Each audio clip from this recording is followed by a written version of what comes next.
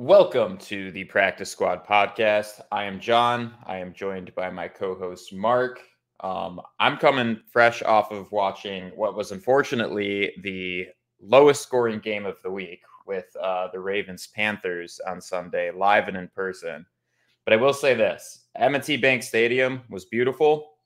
I was waiting to film something in the red zone, didn't get the opportunity because there was not a whole lot of red zone action. I was waiting for content to post, and there wasn't much. Best thing I could send Mark was from the opposite red zone, the only touchdown that was scored the entire game, where Lamar kept it and was able to get it in the end zone. And it was a cool play, but it was zoomed in and grainy and not all that great. There's this really excited Ravens fan sitting next to me and my friends that attended the game. And as soon as Lamar pulled the ball, the dude just went touchdown. And he just knew that he was going to get in. So it was pretty cool. Fun weekend, cool stadium. They definitely lean into the whole kind of gothic vibe that Baltimore has going on. So it was sweet. It was fun to be in a stadium where I was just kind of there to enjoy a football game. And then while that was going on, all crazy, exciting things unfolding in the NFL. So let me get my screen pulled up here. Yeah, some crazy games. I want to start, John. I want to start by just shouting out the Sunday night game.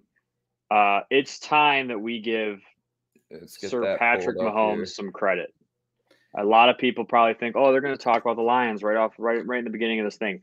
We will talk about the Lions. We'll get there for sure. But I want to give, I think the most important thing, the biggest take from this weekend is Patrick Mahomes needs to get his praise. And I understand a lot of people have been giving him his praise he hasn't gotten enough. This dude, in every single game when they're losing, you just know. It reminds me of Steph Curry and the Warriors in their prime years. He takes it into his own hands and just wins the game. It's automatic. You're never safe. There is no amount of time. There is no lead. You're never safe with that dude on the other sideline. And what he has done, John's pulling up a graphic right now. Essentially, if you're watching this, you can look at it. But showing all of his road game performances against teams in his division. So teams that know KC, play him twice a year, have plenty of time to game plan him, and he's 14 at their stadium. He is 14-0. That 14-0 in away division games in his career. That is unheard of. That's ridiculous. No one's ever done anything like that. That is unheard of. And this isn't some weak division. We're talking good football teams year in, year out. This year, a lot of people thought was going to be the best division, probably one of the most talented divisions for sure. And he's doing it again. This guy is unbelievable. The guy hasn't lost a game in November or December in 25 straight games. He's unbelievable. It's ridiculous. And look, I mean, I was pretty critical of him last season when he kind of went through that 5 or 6 game slump. I have nothing to criticize from this season. I mean, he has just been automatic all season.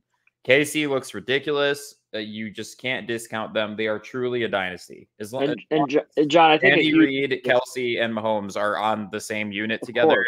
They're Super Bowl contenders every year. Year. And I think that one thing that you have to recognize, in the previous years, they've kind of had the same core guys, Tyreek Hill being a huge difference maker for him. And a lot of times, at least me, and I know other people probably thought, well, he's got Kelsey, he's got Tyreek Hill. How can he not be successful, right?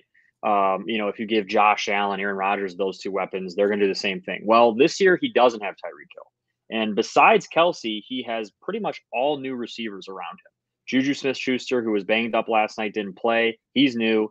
Valdez-Scantling is new from the Packers. Sky Moore is a draft pick from Western Michigan. He had a big game last night, but he's new. Tony that they just got from the Giants, he's new. So they have new guys essentially all around him, and they never really have a consistent running back either. They rotate running backs. Clyde Edwards-Helaire got hurt early in this game. They ran with 2 younger guys.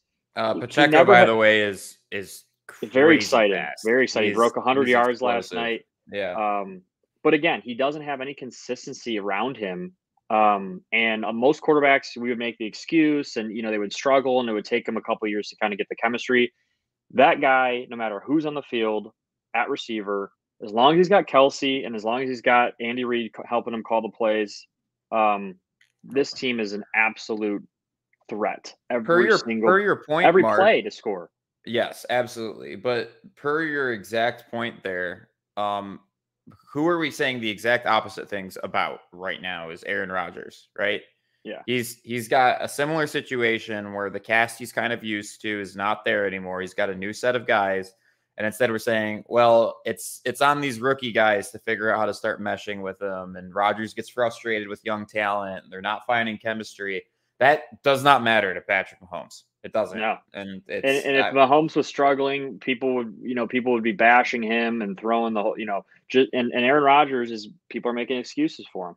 Exactly. And if you're as good as Aaron Rodgers is claims to be, and if you're as good as Patrick Mahomes is claimed to be, whoever you have at receiver, you better still be able to compete in any game you're in, because you're considered one of the best quarterbacks of all time already.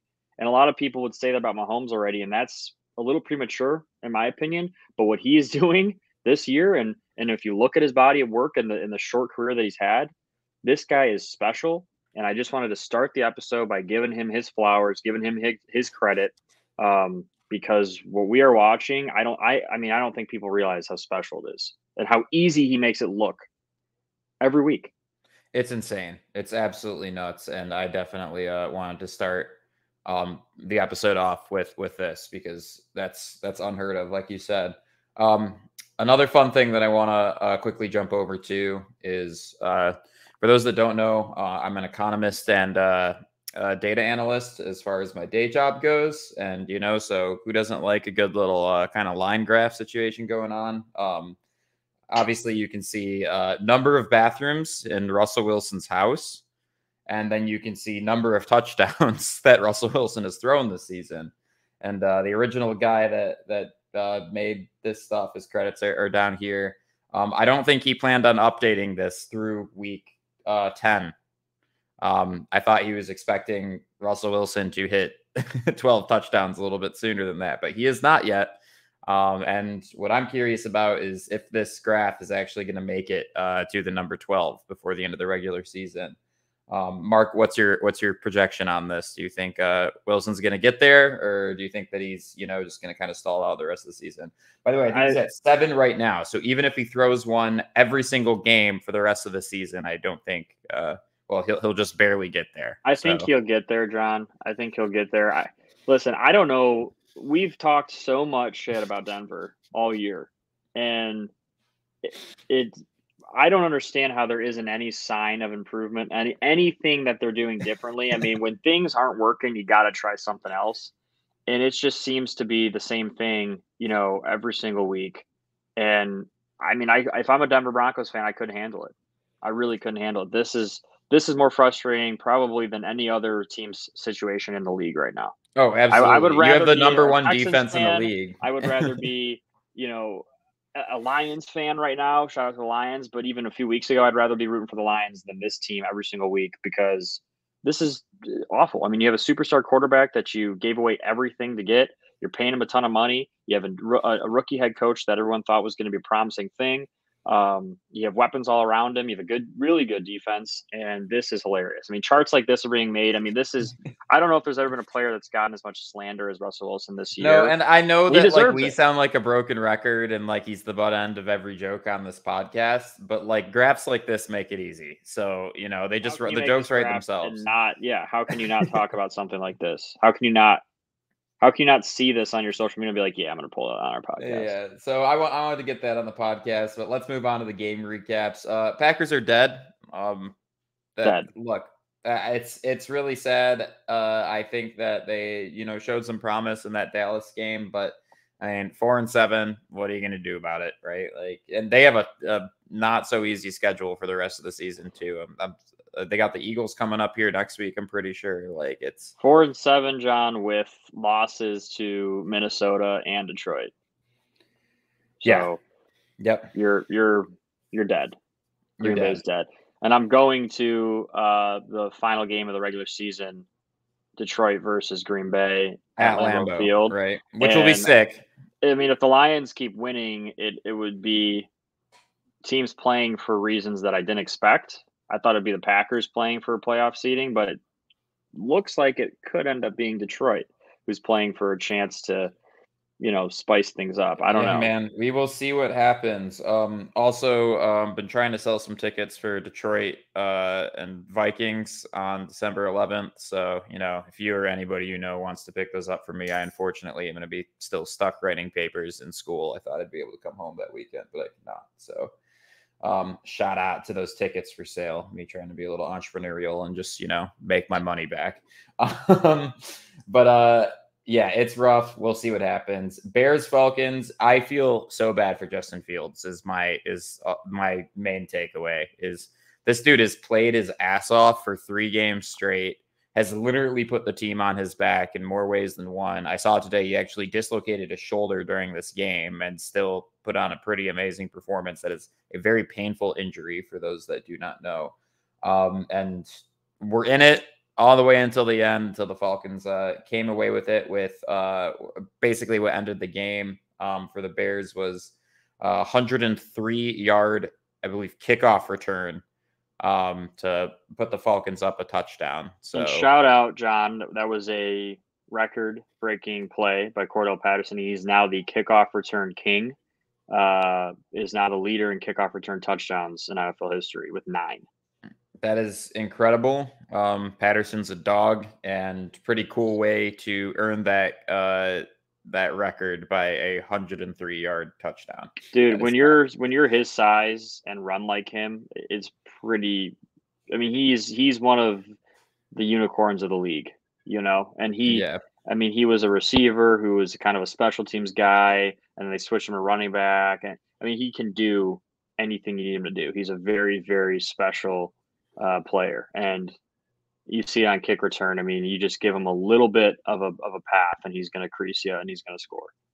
He's done it 9 times. He's incredible. Absolutely. Also a quick injury update there. Pitts, their star tight end, and I'm saying star because I have him on my fantasy team, and that dude's been nothing but a letdown all year, but he is a pretty important asset for the Falcons. But he has an MCL injury and unfortunately will miss the rest of the regular season as well. Ravens Panthers, we already touched on it. Look, like I said, stadium was beautiful. Really enjoyed it. Even though it was cold, it wasn't too bad. We were nice and bundled up. And then I got to see the 2 things that I wanted to see. Well, really 3 things. One, Baker Mayfield was running for his life most of the games. Big defensive battle. I think he got sacked like 4 or 5 times. That was pretty exciting.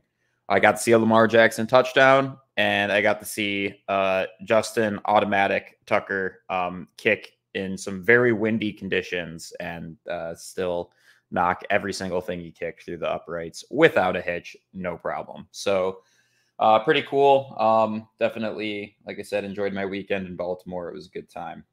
But pretty boring game, all things considered. It was just a lot of them stalling out at midfield most of the time. I saw some atrocious calls, mostly against the Ravens from the refs as well. It's probably the first game I have ever witnessed with my own eyes in which 3 reviews were overturned. I mean, I don't know how many times a coach challenges 3 plays and all 3 of them are overturned in his favor. I mean, that's just a pretty big testament to how bad the officiating was overall. So yeah, I mean, I'll say this, John. Lamar Jackson has been not very good since the first few games of the season. I mean, he started off really, really well. People were talking, hey, pay this guy, he's earning it. He has not looked very good. He's struggling. He's struggling, especially in the passing game. The Ravens are still winning, so it's kind of hidden, right? Because they're surviving these games and they're just playing team ball and they're somehow coming out on top. But the second that they don't lead their win, division, exactly. I mean, yeah, it's crazy. So I don't know. He's not been performing at a high level like he was, and I don't know what's going on there. We have a lot of star quarterbacks that are kind of starting to, have questions about him. And you look at the next game we'll talk about here, the Bills Browns at Ford Field. pretty cool that they played at Ford Field and that game was moved, unfortunately for Bills fans. But I wish that they played it in the snow, just because like snow games are always sweet. But if anybody saw the pictures, like there was no way. There was no way. easily It was, 5 feet of snow in that stadium. Like you wouldn't have been able to see people. Like, but that game was, the Bills. The fact that they ended up scoring 31 is impressive, as slow of a start that they had. I mean, I think they had less than 100 yards at halftime. they were really struggling in that first half. I was keeping struggling, man, close attention.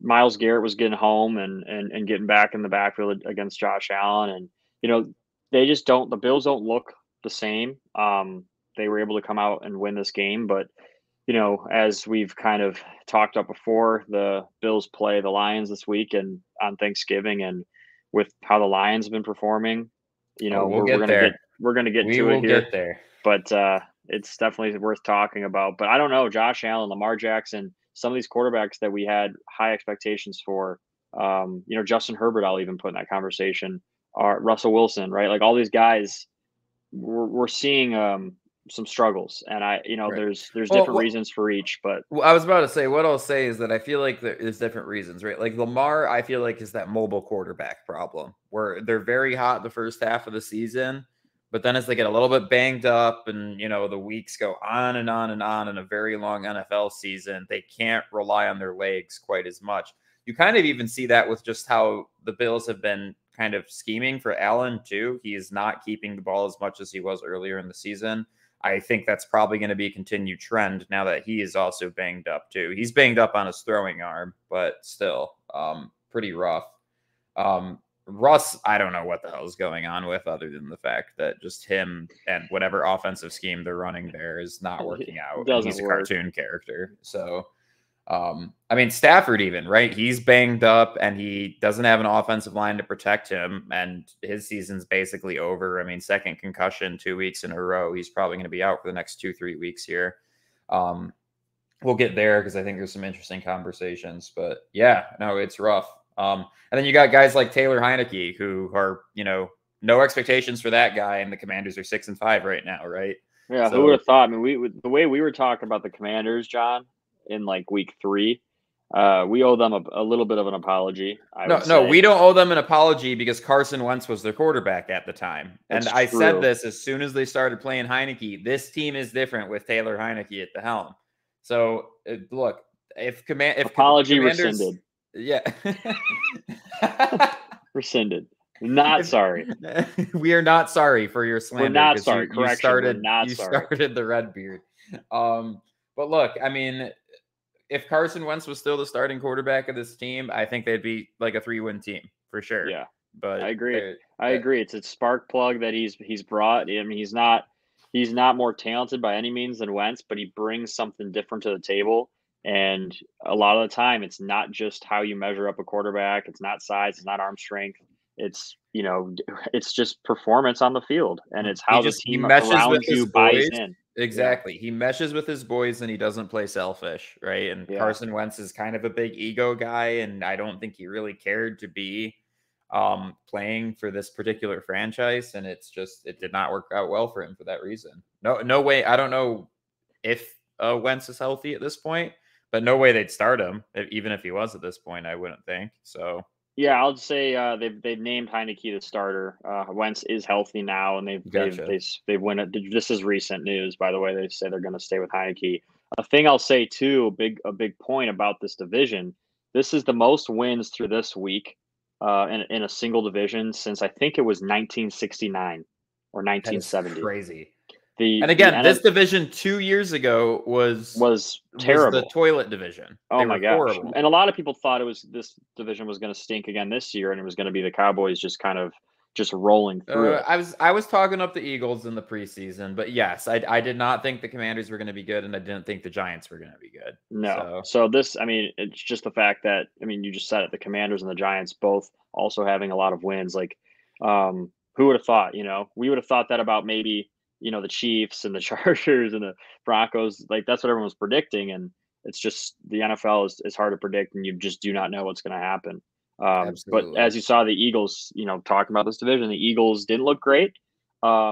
Jeff Saturday and the Colts are playing different. It's different, right? They're not. Jeff Saturday truly did almost become Jeff Sunday. And I mean, as a Colts fan, like, you got to be like, Mark and I were so conflicted about his hiring, and I mean, he just competed with one of the best teams in the league. So I don't know what the hell's going on. It was a really interesting game. I've heard a lot of it too, John. Is they've just simplified everything and they're just playing old school, hard nosed football, and they're saying, okay, well, listen, we're overcomplicating what the sport's all about.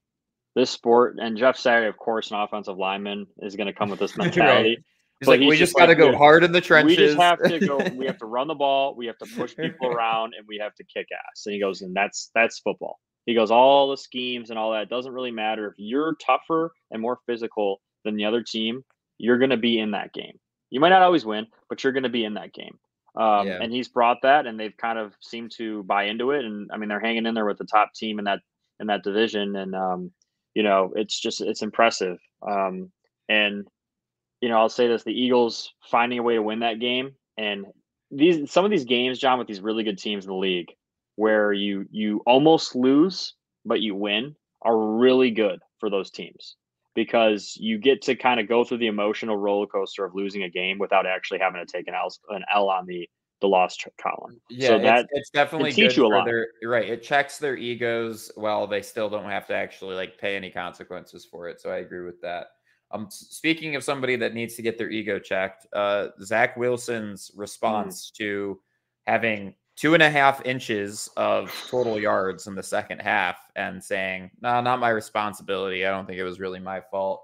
Bob Saleh's ready to move on from what it sounds like. It sounds like he's going to be looking at other options at quarterback.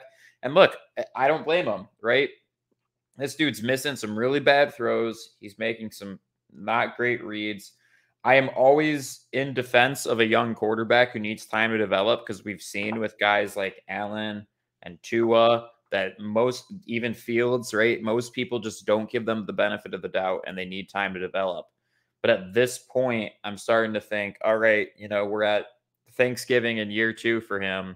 The Jets have a great coach, a great general manager. They're playing amazing lights out defense, and their offense can't get anything going, and their quarterback's refusing to take responsibility for it. Not a good look for the Jets. You predicted that one perfectly, that Belichick just kind of owns these guys. And I think until they address that offensive situation, that will probably continue to be the case. Yeah, and I'll say a couple things about this game, because the Patriots have fought their way right back into the playoff picture, and I'll say this too: it's Zach Wilson he's currently the worst starting quarterback in the NFL statistically. There is no debate about it. He's 32nd, 33rd, and 34th in just about every single category. Completion he's below, percentage is like 53%. Like, it's bad.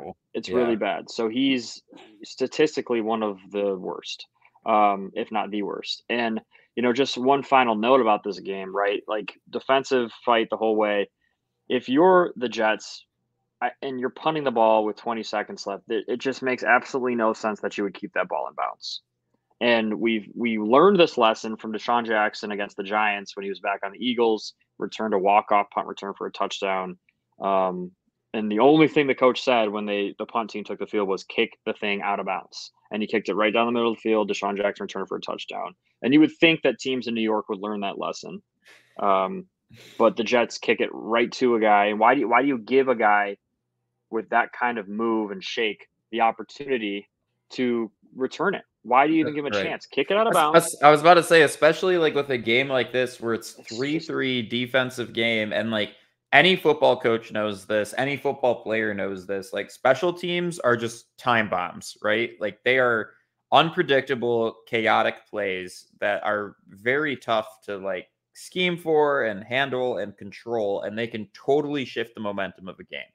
One crazy special teams play and the totally Patriots pride themselves on being better than you at special teams, right? Because it's a third of the game, and a lot of teams kind of undermine the value of what that is. But The Patriots have always been a team that takes pride in that, and special teams Falcons won their game this week off of a big I mean, special teams it's the play difference, too. the X factor in a lot of games, especially at this level. And the Patriots have, taken pride in them in special teams the whole time Belichick's been there, and it just is another moment of like preventable mistakes by the Jets, and you just don't do that. You don't punt the ball to a guy like that and give him a chance. You just don't give him a chance. You force that thing to go to overtime. You force Mac Jones to have to try to throw it a couple times, Absolutely. which he was struggling to do. And, you deserve that loss, unfortunately. And that's a lesson, a hard lesson that the Jets will learn.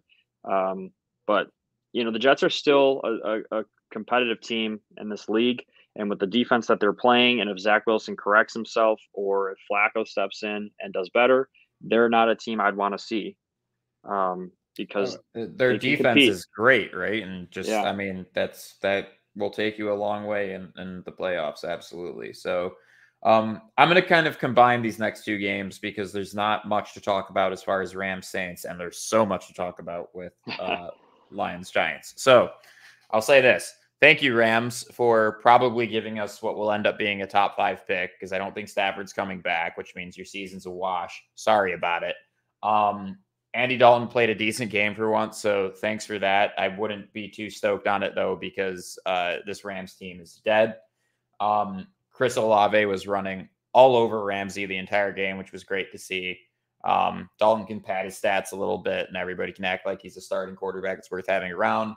Don't agree with that. He's still a turd, but happy to see the Saints get this win against the Rams, and happy to see Lions get some improving draft capital that is not in their control, and probably wasn't expecting that to happen, but we will take it all day.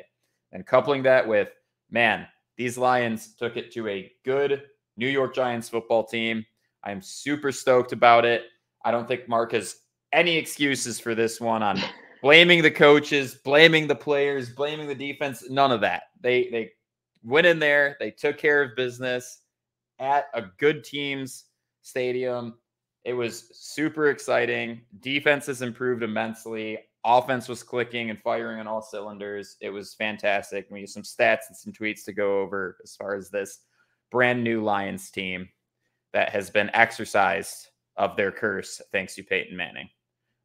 And by the way, this segment is officially titled MCDC Kool-Aid, and we are going to be drinking it for the next 5 to 10 minutes here. So buckle up. John, I'll say something here. I don't remember the last time we came out of a weekend and I didn't have anything bad to say about the Detroit Lions. Trust me, I remember too. We have it on air. Actually, it's the nice part about a podcast is you've just been a hater for the whole year. 10 straight weeks. They've won 3. They've won 3 games straight. They've cleaned up their defense. Their running game is still consistent. Their offensive line has still been good all year. That's the one thing that has not wavered at all. Jared Goff is making plays when you need him to make plays. He's making the right read almost always. He's throwing to receivers that were on the practice squad before the season started.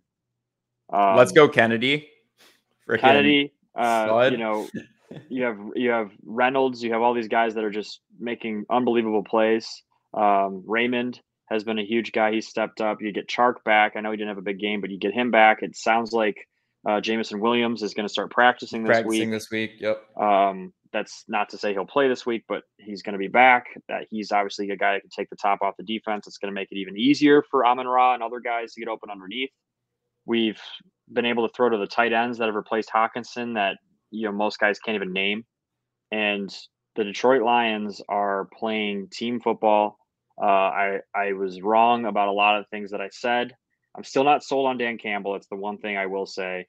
But they're playing competitive football. They've won 3 straight, and they have an opportunity to be one of the better teams in the league, the Buffalo Bills, on Thanksgiving in Detroit on a short week with a Bills team that hasn't looked like they've looked in the beginning of the year. They're starting to fall off a little bit, and this is their true test, right? If the Lions win on Thanksgiving, they will make the playoffs. It would be absolutely electric. It would be unbelievable. Second of all, I'm feeling so much better about my taking the ACT odds at this point. We are They need to win 2 out of the next 7 games for me to not have to take the ACT. They need to win 3 out of the next 7 games for Mark to have to take the ACT. So I think Mark, maybe for the first time in this entire bet, is starting to feel a little bit nervous, and we'll see if the Lions can keep the pressure on. I personally am used to being disappointed by the Lions, so I haven't totally gotten my hopes up yet, but we're feeling a little bit better about it. It's a win-win for me, John, because if they do keep winning, then there's a chance that they're going to be a playoff competitive team, and I will gladly take the ACT to watch the Detroit Lions compete in a playoff game. But if they don't do it, whatever, they get another draft pick. They've showed some promise, and getting to have to watch you take the ACT is maybe just as exciting as watching a Lions playoff game. For sure. So first thing that I want to, first Kool-Aid fact that I want to go over here. Hutchinson has been phenomenal, and he is a rookie that is still developing. But as far as edge rushers go, he is uncontested the best rookie edge rusher in this draft class. He has 2 interceptions and a fumble recovery. He has 6 sacks. He has upwards of 16 quarterback pressures and 10 quarterback hits. His stats are not just up there with rookies. I'd say he's up there with some of the better edge rushers in the league at this point. And he's just done nothing but improve every single game. So anybody that was saying Hutchinson is a bust, I'm sorry, you're wrong. He's crushing it this season, and he's probably only going to improve from here. I think the interceptions was kind of a nice little icing on the cake that nobody expected to get out of him. So it's been fun to watch that grab that he got on Daniel Jones, kind of seeing where his eyes were going, dropping back and intercepting that. I mean, which was awesome, John. It was not an easy catch. It's a designed thing having him drop back like that, which some teams do. I mean, you have to have freakishly athletic defensive ends to do that, but the quarterback almost never sees that, right? He's not fully prepared for a defensive end to drop back into the zone like that, which is why he threw it right to him. And then Hutchinson being 6'7" or 8" or whatever he is, definitely helps to make that play. But that's really cool defensive design to utilize him like that and understand that in that situation he was probably going to get doubled on the pass rush anyway. So might as well just drop him back and force Daniel Jones to have to either hold the ball, or I don't think Daniel Jones ever even saw him on that play. Right. Which is next stat I want to go over here too, because look, again, question marks around Campbell for sure. Get it. I do not have any question marks around Holmes, and I think this was out of PFF grades. You have McNeil, Hutch, Kirby, Barnes, Sowell, St. Brown, and then also signed of Jackson and Raymond for all of the top graded players on the Lions team, all being Holmes guys. So I thought that was pretty massive as well. And then there was one that I skipped over here that hopefully I can find. This one. This good little tidbit right here too, right? Which, look, this is the only kind of Dan Campbell Kool-Aid I'll throw in your face right now, but 3-0 against teams over 500 when it's past halfway through the season. And there has been no Lions coach out of the past 5 coaches that have even beat one. Mark. Listen, John, I don't think comparing Campbell to the former Lions coaches is not what we should be doing. We should be comparing him to the coaches that are successful in the league. Beating teams with winning records is how you make the first step towards that, which no Lions coach has been able to do. He still has 6 total wins in 2 years. So let's, yes, he's better than the recent Lions coaches. Great. Those guys all were horrible. And they're all fired for a reason. So I'm not going to completely give Dan Campbell his credit yet. It's, he's done an okay job this year, kind of flipping the switch. And I think that a lot of it is the corrections that they've made on the defensive side of the ball. Our offensive coordinator has done a great job all year, barring a couple games. He's really doing a good job sequencing the offense, using Goff the right way, getting Swift involved, having him and Williams kind of share the carries. And, they're doing a really good job. And like I said, they are close to becoming what they want to be. They're not there yet, but they've won 3 straight games, and they're competitive, man. They've been competitive with every team they've played except the Patriots in that one game. Right. They really have been. And this team, I will say, could very easily be 7-2 or 8-1 right now. Well, that's what I was going to say is barring Campbell's coaching errors, right? The main thing that I have to blame somehow, even with this team for the first 4 weeks having the worst defense in the league, that's not even what lost them some of those early games. Some of those early games were lost purely by Dan Campbell's coaching decisions. And you're right. I think they're at least 6-4, 7-3, had probably 4 or 5 poor coaching decisions not have been made. So really exciting. We'll see how Campbell improves next year, because I think that boneheaded coaching decisions will literally be just laser focused in on, because the team's just going to be, from a talent perspective and from a offensive defensive coordination perspective, pretty solid on both sides of the ball. So it will boil down to how he manages the games and plans for his opponent. The rest of the season is going to be huge for him too, John. Because absolutely the expectations continue to rise after every little bit of success, and the Lions haven't won 3 games in a row in a long time. So 2017 is last time. It's been 5 years. The expectation. Let's make it 4. The expectation is there.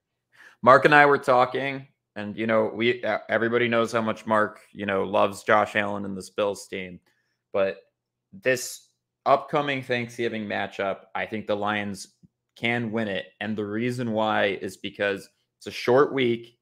It's at Ford Field. The Bills have had to fly back to New York and then fly back to Detroit in like a 3-day span, right? There's a lot of factors that might not lead to, Detroit just being like the better, more talented team, because they're not, but they can potentially take advantage of the mistakes that Buffalo makes and come out with a win here. So I'm pretty excited to see what happens there. There's definitely some matchups that favor the Lions, and there's some matchups that favor the Bills.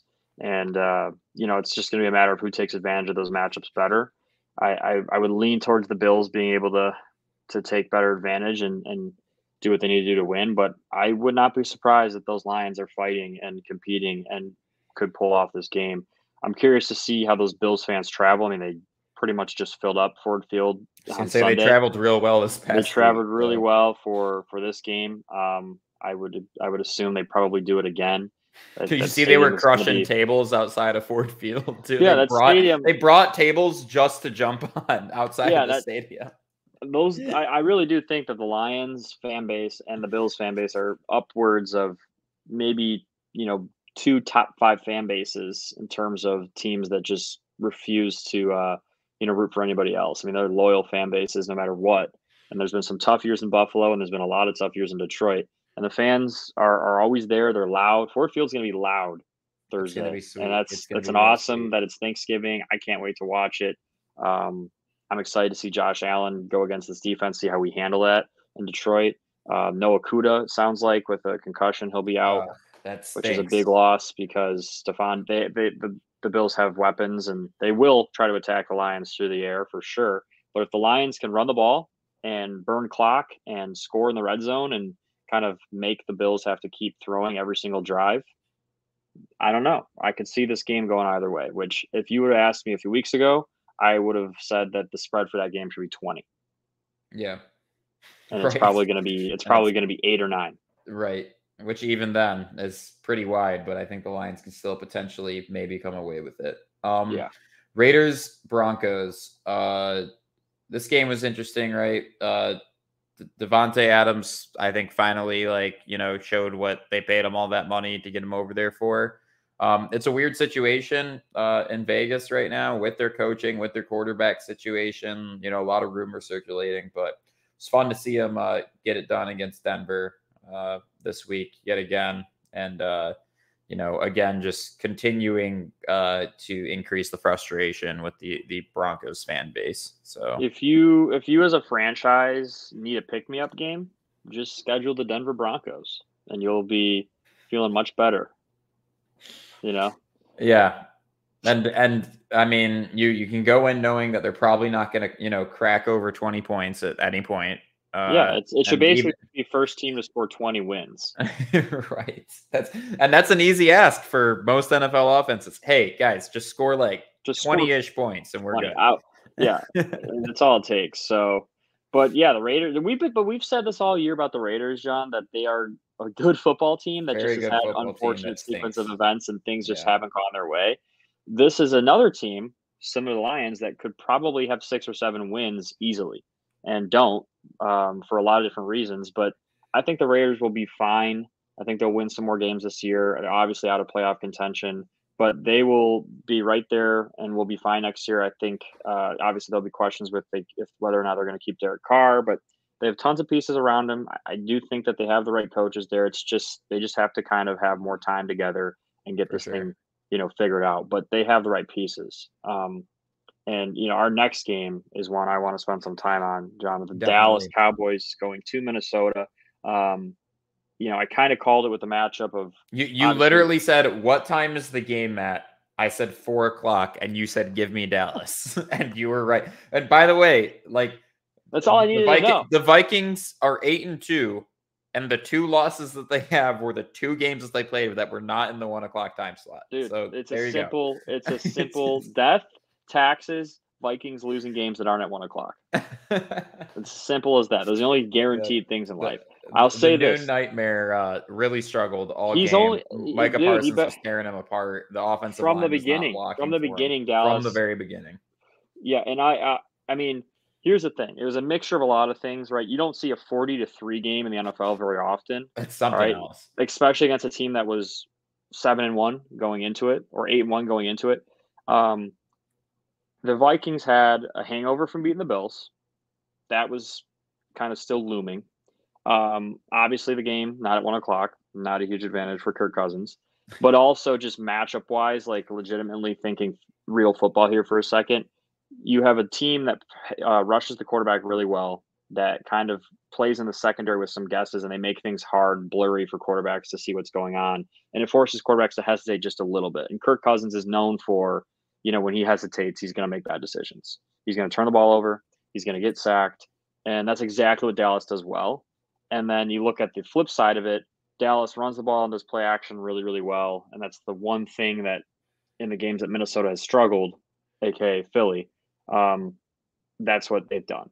That's where they've struggled, right? They beat the Bills. The Bills didn't run the ball really well, So that's kind of what you're looking at in this game. And it just a perfect storm, because for a score to be that 40-3 in the NFL with 2 good teams playing each other in Minnesota. Rare. Very rare. Yeah, that doesn't happen. And this is kind of I think this is a huge Vikings killer setback. I mean, they went from being a team that could maybe win playoff games to I don't think they're winning a playoff game. And they probably will get a home playoff game. And I still don't think that they're going to win. Yeah, they'll almost definitely get a home playoff game unless they lose out the rest of the season and the Lions win out the rest of the season, basically. But yeah, it's rough. And I think at the very least, it's given other teams a blueprint to pay attention to. I'm okay, here's how you maybe beat this Vikings team, right?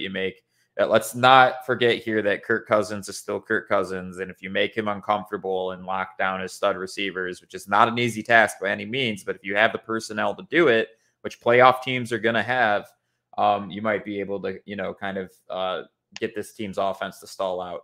The 40 points on the defense, that's rare, right? I don't care how good the other team's offense is. I mean, some catastrophic shit has to be going down. In its time, we've said this before, Pollard is better than Zeke. Light years better than Zeke. It's not even. This game confirmed it in every way possible for me. He does everything. There's nothing that Zeke does better than Pollard anymore.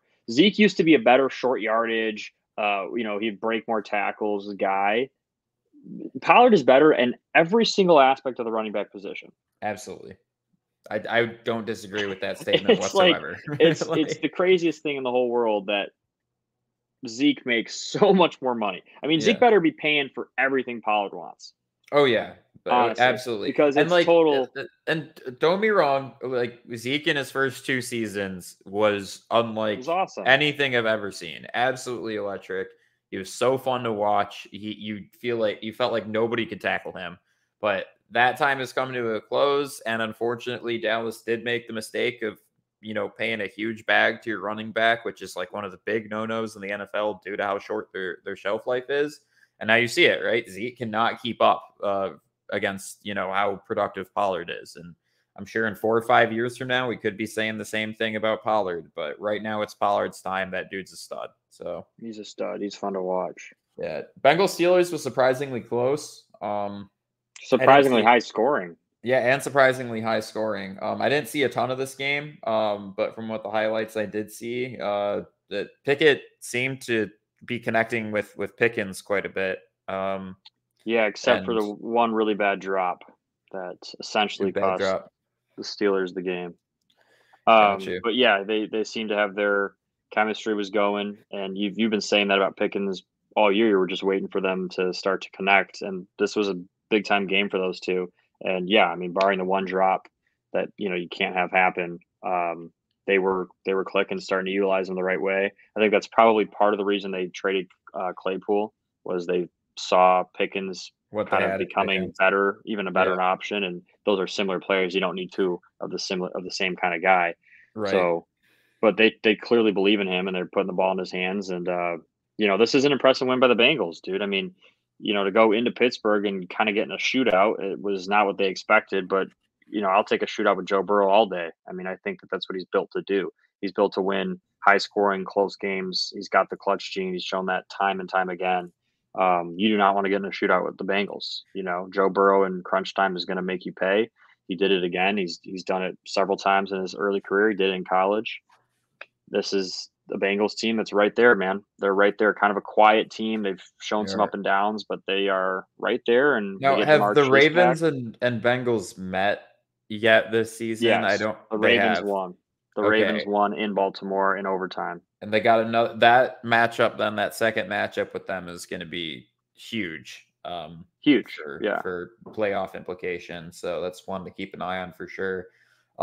Moving on to Sunday Night Football, which, like, I know we already spent a decent segment of this podcast talking about, just how incredible of a quarterback Mahomes is. But, like, seriously, everything the Chargers threw at this team, like, the offense got back out there and it was just, all right, Kelsey, like, go score a touchdown and we'll take care of business and just hope our defense gets, one more stop than the Chargers are able to score on.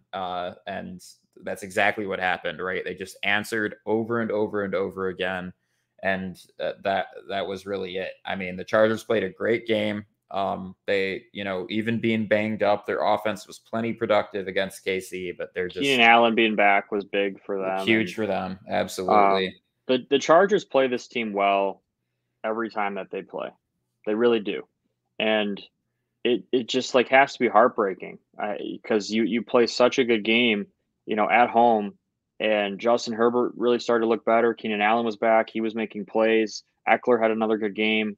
Your defense was actually playing pretty well against Mahomes for the most part, but man, just a few plays that you fall apart and Mahomes takes advantage. There's just no room for error against them. And you left too much time on the clock. I mean, teams really have to consider running the clock down, and you cannot give this dude any time at all because he will make you pay if there's any time left. If he has the ball in his hands last, the Chiefs will win. I mean, it's a sure thing. So it's gotten to that point where you have to handle the clock situation better, and you have to actually I honestly think you have to burn clock and just hope that you score with no time left. That's the only way. Because if Absolutely. you score too early, you're going to lose anyway. So you Oh, might as well I not saw score at what all. you know what did they have when they scored, like, a minute and a half? I was like, that is It's so much it's time for way too him. much It's time. It's way like too much time. I mean, it was a he's totally guarantee. gonna burn. Everybody knew. That's what I'm saying is like the greatness to have a player be on the other sideline and a team scores with under 2 minutes. In every other situation, you're like, oh my God, my team's going to win, right? If you're a Chargers fan, my team's going to win. My team's going to win. Right. Or But at when the you're very playing against least, like, our Mahomes, odds are great here. Like, we're great. feeling good about Yeah. this, right? But But if when it's Mahomes, you you think the literally complete can't even be opposite. happy. You're You're like, actually ah, mad. shit. You're actually mad when they score. You're actually mad when your team scores because you look at the clock and you're like, You're "Damn it, like, you too scored much too time. fast. You scored too fast." No, and Um, that's seriously, like, being a spectator of any KC game. That's exactly how I feel every single time. It's every like feels time. like the odds are stacked against them. It's like, oh no, they got a minute, 20 seconds. That's fine. Like, that's They're fine. unbelievable, dude. He's unbelievable. That offense is unbelievable, and I mean, losing Tyreek Hill. I mean, he is a game-changing player, and they really haven't even skipped a beat. They just find other guys to No, kind of fill that void. And yeah, Kelsey is so consistent, and his and chemistry with Mahomes is upwards of. I mean, it might be arguably better than Gronk and Brady right now. I mean, I think it's actually time to have that conversation right now. They're I very agree. close to passing. Very similar. I mean, it's a super similar dynamic. And I gotta say too, just like I am praying that the AFC playoff bracket works in such a way that the Bills and KC meet each other in the AFC Championship. And I hope to God it's in Buffalo, but it doesn't look like that's going to be the case. I don't think that will be the case, unfortunately. But I mean, a couple games can go either way here. But what does, depending on how the Titans finish out here, it does look likely that the Bills and KC will kind of be on opposite sides of that bracket and, running the entire playoffs through them. So we'll see what happens there, but definitely super exciting in the AFC. And then Mark and I started filming this game in the third quarter, 49ers Cardinals. Mark, I'm happy to report to you that the final score ended up being like 38-10, I think. Let me just double check that. Yep, 38-10 49ers. And look, I've been saying it. This Doesn't team, surprise me. Middle of the season, are just entirely different team. They just play very, very sound, gritty football, and they've always just around this time in the season every single year just like start kicking ass. So it's awesome to see, and they're an undisciplined team like the Cardinals to put them to bed. So John, I'll say, to go off of the 49ers and how much I trust them and think the same thing as you, I've made a little responsible gambling move here. I did some futures on Super Bowl winner. mm-hmm. I picked a few teams. All of it is plus odds, obviously, because it's so early. But the 4 teams I picked, you tell me how one of these teams doesn't win the Super Bowl. Okay, you ready for the 4 teams? Can I guess them? Yeah, you can go ahead and guess them. So I'm thinking Buffalo, KC, 49ers, Eagles. Yes, and I lied. There's a 5th team. But the 5th team is what? This is where I'll see if you can get it. 5th. Okay, bonus There's round. a 5th team that I picked. You were right on those 4, and those 4 have the best odds. Bills have the best odds. Chiefs second best. Eagles third best. There's another team that I picked. Knowing you just based off of teams that you were hyped on in the preseason, my 5th guess would be the Chargers. Is that right? Yeah. Let's go. And I'm sure, obviously, they have the worst odds too. So that was probably just calling to you, where it's like, if this team makes the playoffs, maybe they can. Yeah, it's the Chargers. Cool. But cool. To my point, the one team that I will probably add to that, and I mean, I don't know if I'm going to add them just because I don't think that they'll actually win the Super Bowl this year, but they have a very good chance of getting there, will be the 49ers. That would be the other team that I would consider adding. That would really be the final team. I don't see any other team other than those 6 winning it. I just don't see it possible for any other team. Who did I miss? Because I said 49ers in my first 4 or whatever. You said Eagles, KC, Philly. Bills, Philly. Well, no, we already had Philly. Philly, Eagles, those are the same team, Mark. You said, Buffalo, Philly, Kansas City, and the Chargers. And did you say the 49ers too already? Then I said the 49ers. 5. Okay, yeah. Okay. So that was it. Those are the 5 teams. Gotcha. Those are my 5 picks. I don't see anyone other than those teams winning it. And you look at the rest of the teams in this league. I mean, I try to think of a scenario where any one of those teams can beat those 5. Yeah, I just don't see. Which, I mean, this is the NFL. Like, this is kind of what you get. Is there's just teams that just like have everything your window's open or it's not in the NFL for the most part. Like, I think the Bengals are probably the only like surprise fluke team that nobody expected to get to the Super Bowl that made it there, that I remember probably of the past like decade plus, right? Mm-hmm. Like, it's so, yeah, I'd say that's accurate. I mean, maybe the Vikings, but I don't think they have everything just yet. Don't get me wrong, they look rock solid compared to where they were even a year ago, but I don't think everything's there for them yet. So. Yeah, and you can, there's the other teams that people talk about. I look at probably the Ravens or the Bengals would be another. Whoever wins that division would be another team that you could make an argument for. Like you said, the Vikings, you can make an argument for. Dallas, another team you can maybe make an argument for. And the Lions. And the Lions, if they were able to sneak their way in. Yeah, no, not happening, but that's okay. I'm still feeling pretty good about where they're headed. All right, let's move on to picks for next week. Let me get that window. Oh, right off the bat. First game, best game. I am going Detroit Lions, and they are going to make it happen against these Bills on Turkey Day. Everybody's going to be shocked. The whole world is going to be shocked watching the Lions beating these Bills at Ford Field on Thursday.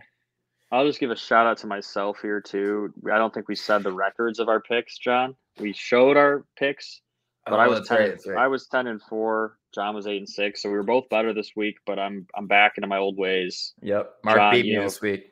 I will concede. It took him 55 minutes, 13 seconds to say that. But yeah, I beat John. I'm back on top, rightfully so, in the pick'em battle here. But I'm gonna go with the Bills. Do I think the Lions can do it? Yes. Do I want them to do it? Yes. Will I pick them? No. And am I partly delusional for picking the Lions in the first place and having that much confidence about it? Yes, but John's just a more loyal fan than I am. That's what it is. Although, which is hilarious because I have a second team that I follow. I am, just so you know, so people could see. I got the Lions pajamas on right here. Okay, kind of hard to see if you're watching, but that's kind of my, a good view of my ass, but also Lions pajamas going on. We love football butts on this podcast. Dude, football butts with the Lions logo on them. That's what it's all about, dude. That's what it's all about. Okay, a quick sidebar. Those all whites are sicker than even the all blacks, in my opinion. Like those. I don't know about that, dude. Dude. They look say so sidebar. icy with that. John, you say sidebar as if me standing up and showing my ass in pajamas isn't a sidebar. That's like the definition of a sidebar, But yeah, sidebar to that sidebar. John's an idiot. The All Blacks are, I think, the coolest thing that the Lions have ever done. If I saw an updated version, I'd love to compare the two, but unfortunately they haven't worn them in a decade and the sleeves still go down the elbows on the old ones, and I can't say those are cool anymore. If they were the All Black, if they would have worn the All Black ones in this game, I would have picked the Lions. That's how much I like the All Black uniforms that they have. All right, so you heard. I don't think that that's something they can surprise us with because of league rules, but maybe I'm wrong. I wish if they came out with All Blacks, I'd lose my freaking mind. Just put it out there. If they were All Blacks, my pick is switched. But okay, until that happens, Bills. I will allow that switch to happen if that were to happen. Giants versus Cowboys. This is an interesting matchup. And has some pretty big implications for their division and the playoff picture as well. Based off of how the Giants played the Lions and based off of how the Cowboys just played the Vikings, I think I got to go Cowboys here. Yeah, I do think this one will be close. Division games seem to always be more of a fight. But yeah, the Giants, I think, took a step backwards against Detroit, and the Cowboys took a huge step forward. And this is in Dallas, and this is Dallas already beat New York one time this year, so this would pretty much give them a pretty solid opportunity at winning the division if they're able to hold on, and I think that they will. Basically, they still got to beat Philly too for that to happen. Probably this is their only opportunity to win the division, is they're going to have to win this matchup here. And look, don't be wrong, I still very much maintain that this team is going to, make it into the playoffs and lose in the first round like they do every year. But this year they put on a much more convincing performance that there's actually some, validity behind the hype for the Cowboys. And let's not forget, John, that Dallas played Philly really, really close in that first one at Philly. Totally and that was with Cooper Rush still. And, it was still a game. And, with the way Philly's looked the last few games, I could very easily see if Dallas wins this one, it pretty much puts the Giants out of conversation, that division. And I think the Cowboys actually will end up winning the division if they win this game Sunday. Interesting prediction to monitor for the rest of the season here. Pats at Vikings. I'm going to go Vikings here just because, look, Vikings got humbled. The Pats are a good team that play good football. It's not going to be a close game by any means for that reason, especially with the Patriots' pass rush. They have been very effective this entire season. But I am going to go Vikings here just because I do think that just because I saw a pretty embarrassing performance in Dallas, that's, like you said, kind of hangover from the Buffalo Bills. I'm going to give them the benefit of the doubt and say they bounce back here. Yeah, I'm actually going to go with the Pats here. They're playing a very slow, boring, hard to watch formula of football, but it wins games. And similar to what they did against Zach Wilson, it's kind of the same game plan against Kirk Cousins. And let me just check real quick what time that game's at. 8:20? Yeah, I'm gonna go with the Patriots. I mean, come on. Prime time. That's Thanksgiving Day, prime time, last game of the day at night. Everyone in the world watching fully on stuff. I feel like I'm making a huge mistake. You know what? Actually, I'm switching. I'm going Pats. I'm going Pats. Come on. Yeah. Death taxes. What time does Kirk Cousins play? Hammer the if it's not 1:00, they're not winning. And this Patriots team isn't very good, but they match up pretty well. And they do. They really they're going to cause Kirk Cousins some issues, and they'll limit what they can do. Thankful for some pretty decent Thanksgiving Day matchups here. I'd say all three of these games are kind of worth watching and exciting. Those are three awesome games. You got the Lions-Bills game, which is just awesome if you're a Lions fan because they're on a 3-game winning streak. The Bills are one of the best teams in football. Awesome opportunity to go out, compete, and try to beat the best. The Giants, Cowboys, huge division game. Big divisional. Both teams have been great all year. And this is obviously huge implications for that division. And then you got the Patriots and the Vikings, which, they don't play each other all that often. And, you have a team like the Vikings coming off of a bad loss. You have a team like the Patriots who started slow and have been better and better. And this is where you're really going to find out, are the Patriots getting better and can they compete and make the playoffs? And are the Vikings pretenders? Because that will show here for sure in this game. You can't hide. A game that I probably won't be watching, Broncos-Panthers. Based off of what I saw for Panthers-Baltimore, I think this game, might be the first game ever to go into overtime 0-0. Is this possible for this particular game that I won't be watching? That's a good way to start it off. Look at that. I mean, that's horrible. It's horrible. It's true tank It's horrible. Bowl. It's bad. I can't even call it a tank bowl because the Broncos don't have any draft picks to tank for. This is terrible. I don't even know what to go here.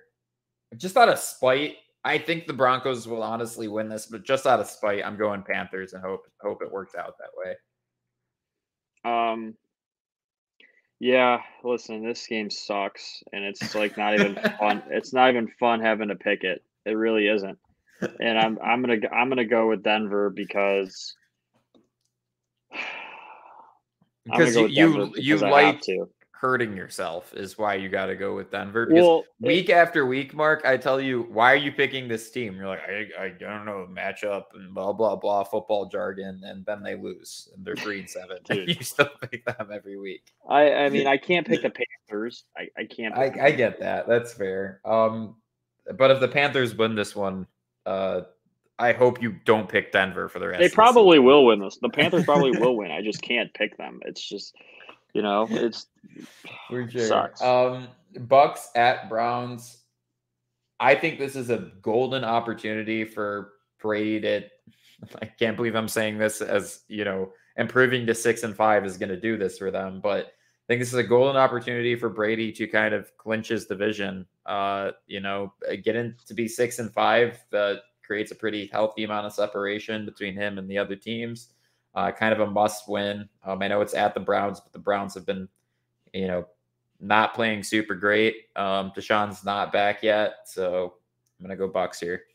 Yeah, here's the thing. The Bucks have a few wins since the divorce, but the Browns have a pass rush, and Brady has not been protected very well this year. And their offense hasn't looked great even in these wins. I'm going to go with the Browns to win. And keep in mind, Deshaun's coming back pretty soon, which is just going to spice everything up and kind of see what happens in that division. Obviously, I don't think the Ravens are as good as people think they are, and the Bengals have shown some errors. So I wouldn't count the Browns out completely. They're 3-7, Mark. I get that, but there's a lot of season left, and there is. And that it's not like those other teams are, unbeatable. And if Deshaun comes back and plays like, I don't think he will, but if he comes back and plays like he used to play, they could easily win out with him, and you never know what could happen. But I do It think is they win this possible. game, and Tampa. I understand people are like, "Oh my God, the Tampa's going to make a run again," and Tom Brady's back, and they had a slow start. They're still not very good. No, there's a lot of question marks around them, and the only reason that this team will make the playoffs is because they're playing in the worst division in football. Period. Yep. It hurts to say that as somebody that really enjoys watching Saints football, but that Keep in is mind, though, I will still pick the Bucks to win in the playoffs because they'll have a home game. I will still pick them to win. They will play a better team, and I will still think that they're going to win because Tom Brady in the that's Tom playoffs is Brady, different. right? Ravens at Jags. I'm gonna go Ravens here. I definitely have question marks about them as a team, but I think they're just a better team than the Jags. Period. I'm actually going to pick the Jags here. This is Lamar going back home, by the way, Florida boy. Hopefully that helps him get loose and he has a better game because I need him in fantasy. He's been a huge letdown, but I'm going to pick the Jags because I just think that they're going to limit him in the passing game, and the Ravens I think will get exposed a little bit this week. Interesting take. We'll see what happens. Texans at Dolphins. Dolphins. They are still undefeated with Tua as their starting quarterback this season, so worth noting. And they're coming off of a bye week here. I think they'll make it happen. I'm going to go with the Texans, John, and I'll tell you why. The you're a Texans, weirdo? I think, will, besides that fact, the Texans will be able to run the ball, and there's just some teams that you have a weird feeling about when they come off of buys.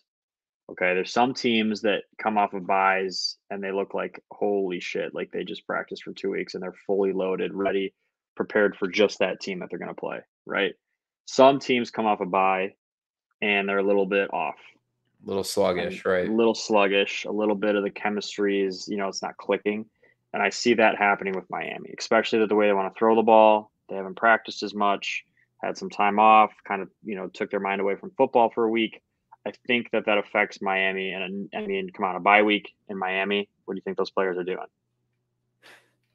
Fair. Location is important when it comes to bye weeks, definitely. I know what Tyreek Hill's been doing. He's been on Twitch playing Fortnite for the last 5 days. So I just think that the Texans will find a way to win. And I don't think anyone's picking that, but I'm picking it. Hey, I like it. Not quite as much of a reach here, but I'm gonna go Bears winning in this Jets matchup. And the reason for that is because NFL just is all about having narratives, right? Like that. The reason why I have this podcast is because there's always just some interesting narrative going on with any of these teams, and I think that the Bears finally need to get that win that Justin Fields has been bending over backwards trying to get for the past 3 games, and I think this is officially going to put Zach Wilson in the hot seat to the point where they are looking for other options, whether it's starting Flacco and then setting themselves up to move off of him next season. And I think this Bears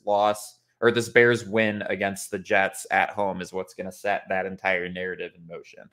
So we'll see if that happens. Now, are you picking the Bears even if Justin Fields doesn't play? If Justin Fields doesn't play, I'm not feeling as optimistic about that. However, shoulder dislocations on your non-throwing arm players can come back from, and that does not affect him from running. But it does make that entire experience a lot less comfortable. So I guess we'll see what happens there. Yeah, because I don't know. He obviously is going to be day-to-day. He's a tough kid. I could see him playing, but I'm going to pick the Jets, regardless if he plays or not. I think that the Jets defense is too much for Justin Fields, unfortunately. I don't think he's seen a defense like that in a few games. He's played a couple bad defenses in a row, and I just think that this is going to be a different change-up for him that he's not ready for. And I think Zach Wilson does just enough.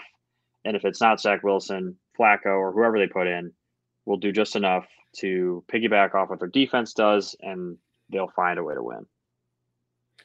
Bengals at Titans. Titans always find ways to win games because Vrabel just has them coached up real well year over year. But I do think this team does not deserve to be 7-3, and I do think that it makes a lot of sense if the Bengals were 7-4. So for that reason, I'm going to go Bengals. I'm going to go Titans because the Titans play the exact kind of ball that the Bengals don't want to play against, if that makes any sense. Sure. What they do on offense, burning clock, running Derrick Henry, little play action. And then what they do on defense is not what Joe Burrow wants to go against. Joe Mixon is probably out again with a concussion. Jamar Chase is still not back yet. The Bengals aren't fully healthy, and the Titans are. And the Titans seem to be rolling. I'm going to pick the Titans. Cool. Falcons at Commanders. I'm going to go Commanders here. I really don't think the Falcons are all that good of a team, and the Commanders have been showing a lot of new life with Heineke at the helm, as I've been saying. So Commanders, I'm picking the Commanders as well. I think Chase Young's back. Oh, that's very exciting. Yeah, he's practicing as of today. Changer. He's back in practice. We'll see if he plays in the game, but if he does play in the game, even more of a reason for them to win that game. Absolutely. Could Washington win this division? I don't think the math is in their favor for that, but I could see them making the playoffs somehow, which would be crazy. Guess we'll kind of see how I don't know what the rest of their schedule looks like. I'll kind of look that up as you talk about this next matchup here. But yeah, we'll see. So we got as John looks that up, because I think that the Commanders, I mean, they already played the Eagles really well. Okay. We saw that. So, they could beat them the next time too, and see coming what's going up here. They have Giants bye week. Oh God, this is weird. Giants bye week. Giants. How the hell? I don't know. That is so weird. 49ers, Browns, Cowboys. So pretty tough schedule for the rest of the season. Playing their division rival back-to-back weeks. Very bizarre. Don't understand how that possibly happened. I don't know. We've seen them like 2 or 3 weeks apart and have been like, what the hell is this? Literally back-to-back. Well, here's the thing. Whether they win or lose, like, they have a bye week to prepare for them again. So it's like, if they lose, they'll make adjustments. If they win, they'll make adjustments. Can they just play an 8-quarter game that counts for 2 instead? Yeah, I mean, just play 2 games in one day. Just play a 7-hour-long game. It would actually be sick. Same score, and then it just counts as 2 wins. That would be sweet, actually. Chargers, Cardinals. I'm gonna go Chargers here. The Cardinals are frauds. I'm waiting for the Chargers to just like do what everyone thought that they might do, and I'm just waiting for it to go on. They do it every game. They just don't win against good teams. And I think Cardinals are the perfect team for them to just kind of beat up on to get some of their confidence back after that KC loss. I would hope so, dude, because I would love to see the Chargers get into the playoffs, because I really think that that's a team that can actually win it, without a doubt. When they get back to healthy, like, you have the quarterback, you have a good coach, you have the defense, you have the weapons to do it. They're the only team that plays Kansas City. I mean, besides Buffalo, the only team that plays Kansas City really well every time. Oh, totally. And the playoffs clearly go through Kansas City again this year. So they're just an unlucky team that gets banged up and loses games that they could win, for sure. I mean, which honestly, like, even pre-Herbert, that was kind of Phillip Rivers's. Phillip Rivers, LT. They had a lot of good teams, and they could never get past Peyton Manning. They just couldn't get past. They would always get to that Peyton Manning game in the playoffs in the AFC, and they would always lose to Peyton Manning. Stall out. Raiders at Seahawks. I'm gonna go Hawks here. I think their last week was a bye week for them, wasn't it? Seattle had a bye last week. Yeah, so they got 2 weeks to prepare for this team. I think they'll be all right. I'm actually gonna go Vegas. I'm gonna go Vegas and coming off of a win, they're the more talented team, and I'm just kind of waiting to see what happens. Seattle, I don't think they come off sluggish or anything like that, but that's not why I'm doing this one. Right. I just think that the Raiders are more talented and to get it. Yeah, they have the tools to do it. Rams at KC. KC, no doubt. This doubt Rams about team it. is dead this season. I'm sorry. And no Stafford, no Cup. No Stafford, no Cup. Defense is not playing the same way. Offensive line stinks. Jalen Ramsey, shout out to Jalen Ramsey. He sucks. He's getting exposed every single game. This dude was throwing shade. He was throwing shade to, our offense every time they, 3 and out, and they expect us to save their ass every time. Hey, listen, dude, how about you don't let a rookie named Chris Olave and a redheaded quarterback that blows burn you all game every single time? How about you don't let the Bills burn you every single time on the opening game of the year? How about you stop doing your own thing and looking in the backfield, doing all kinds of bullshit, and actually guard the guy you're supposed to guard and lock him up? Do what they're paying you so much money to do, and stop talking about other things, because your team sucks and you're a huge part of the reason why. Has Jeff Okudah been a better lockdown corner this season than Jalen Ramsey? Because this season, yes, no doubt.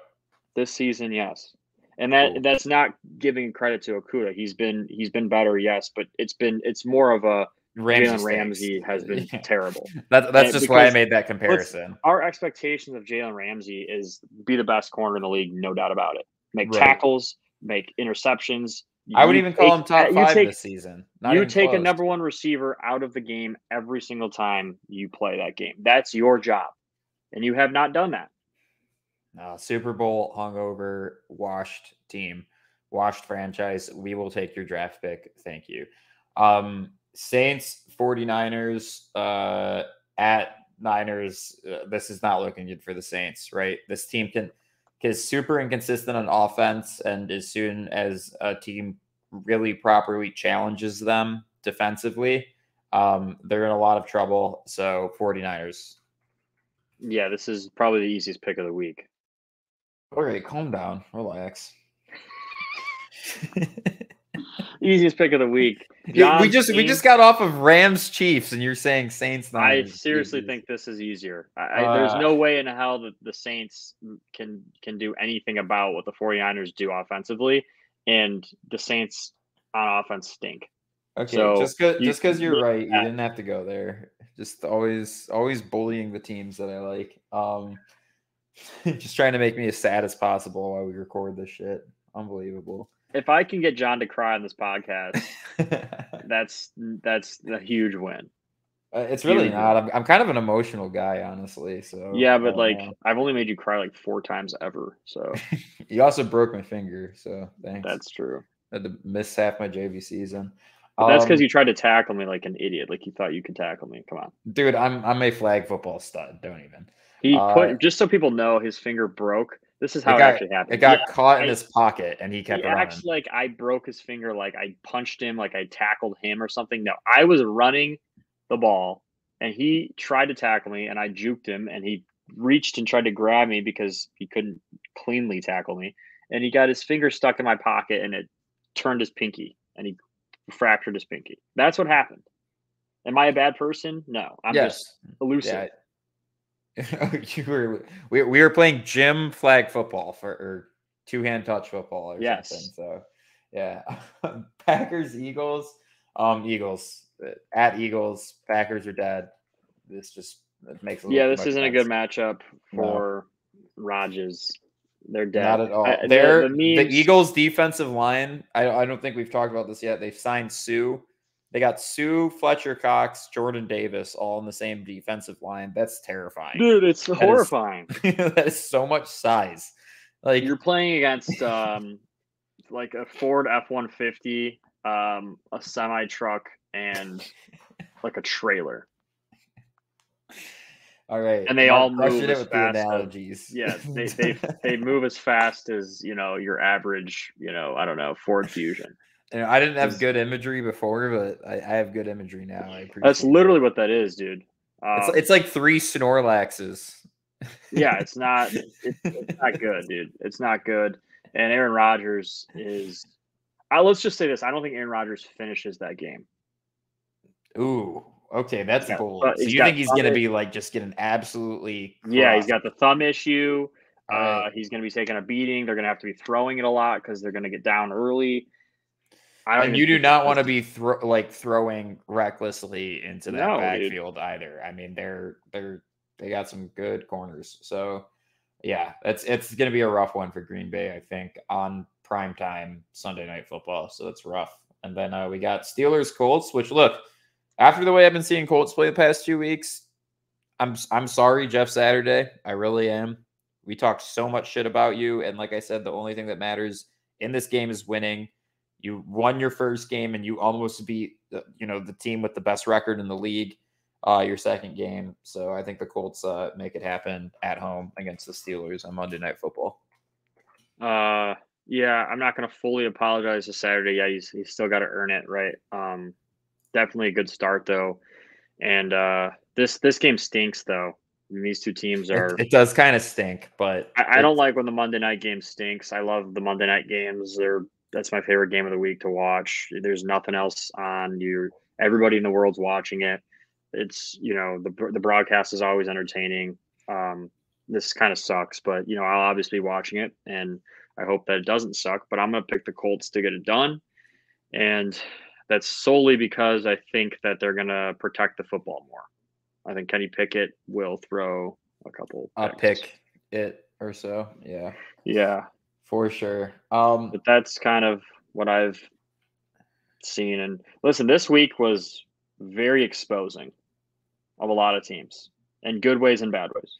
It was. And one thing that I love is that, like 3 or 4 weeks ago, we were like, all right, we know who the good teams are. And now we just want to see where they stack up in the playoffs. And, we sounded like idiots because now I feel like we're watching this and like there's some 4-win teams where I'm like, oh, is this team going to make the playoffs? And there's some teams that I thought were 100% going to, the entire playoffs was going to run through them at home. And now it's like, you don't know if that's even going to happen, right? Like, are the Bills actually going to be the top seed in their division? Are the Eagles actually going to be the top seed in their division? I don't know. So definitely exciting week. Really excited for, 3 back-to-back games on Thanksgiving. It's always one of my favorite days of the year. This upcoming week is a great week for football, John. It's Absolutely. a great week for football. I think it's notably we have to talk about this, John. Ohio State too. Yep, 2 undefeated teams. I am heartbroken with Blake Corum's injury. I think that is a huge setback for that Michigan team. But I'm still hoping they can get it done. And look, it's the game, right? Two best teams. This game is stacked up the way it's supposed to be. It's supposed to be top 2 teams. It's supposed to have a lot of pressure on it, right? Winner's going to probably have a bid to the college football playoff, barring some weird setback. This is what the game's all about. That's what it always was, and it's good to see that it's back and it matters again. And it's not just we hate each other and everyone's watching because we hate each other. It's people are watching it because these 2 teams hate each other, and it's arguably the best rivalry in sports. And they're both undefeated. And now it's both 2 versus 3, undefeated. Winner's going to get in. Winner's going to be the Big Ten champs. Like, it's awesome to see that. You want to do a picket for this game? For Michigan OSU? Yeah. Oh, I mean, there's no way in hell that I'm not going to take Michigan there. So. All right, well, I'm going to take Ohio State. That'll just be a bonus one. I want to see Michigan win, obviously, but without Blake Corum, man, I'm real nervous about that. Right, I just couldn't, in good conscience, ever pick Ohio State to win anything. And that's why it's called the game, folks. See, John is a real Michigan fan. He's got real blood involved with Michigan. There's a lot of Michigan people that don't. I'm one of those people. I have no real link to the University of Michigan. My dad went there, and my girlfriend of 10 years went there. I applied for a master's program there and didn't get accepted, but it's fine. We're not gonna talk about it. He's still, no hard feelings. Nah. One thing he was never. George Mason doesn't have a football team, so I could have tried out for George Mason. One thing that John will never have done was apply to Ohio State. Am I right? Absolutely not. Yeah, there we go. I would never apply to that. So that's the game this Saturday. Probably one of the more anticipated college football games of the year, if not the most anticipated college game of the year. Huge things that are going to happen after the game. For the team that wins, a lot of stakes on this game. I'm excited to see it, and some other college football updates too to look at. John, Tennessee lost to South Carolina. TCU pulled one out of their ass at the end of Yeah, the so they're game. out of it. TCU just barely hanging in there, and then obviously US like and then Georgia's the team to USC beat. too. USC beat UCLA. They're now right there. So the college football playoff picture is as crazy as it's ever been with the 4-team look. And we will see what happens. Someone's going to get left out for sure. And we're going to come on this episode and talk about it. And if you're the fans of that team, I mean, it's going to suck because there's going to be 5 or 6 teams that deserve to have playoff rights this year. No doubt Yeah. about it. And there's going to be 4 teams I'm that going don't. to be just perpetually pissed if Corum's not the same this season, or can't play against Ohio State. Sounds like he's going to play, but with that knee injury, man, like it's just going to leave such a bad taste in your mouth if that Heisman campaign and all of Michigan's hopes, and that run game just doesn't get it going without him. So we'll hope that's not the case, and we'll see what happens here. But definitely some crazy stuff. Any closing remarks, or are we gonna wish our audience a wonderful Turkey Day, and we will see you guys next week? No, just enjoy this. Enjoy the Thanksgiving, and enjoy all some of the. I think one of the best things about Thanksgiving is the football that comes with it, because you get obviously Thursdays loaded with games. You get the NFL games. Lions always play on Thursday, so obviously Detroit even more of a special thing. Um, but then you obviously have a great, Ohio State Michigan game. A lot of other games that have, huge meaning to the college football game on Saturday, and then you get more games on Sunday. So enjoy the family, enjoy the food, but enjoy the football too, dude. Absolutely. Till next time, everybody. Peace. See ya.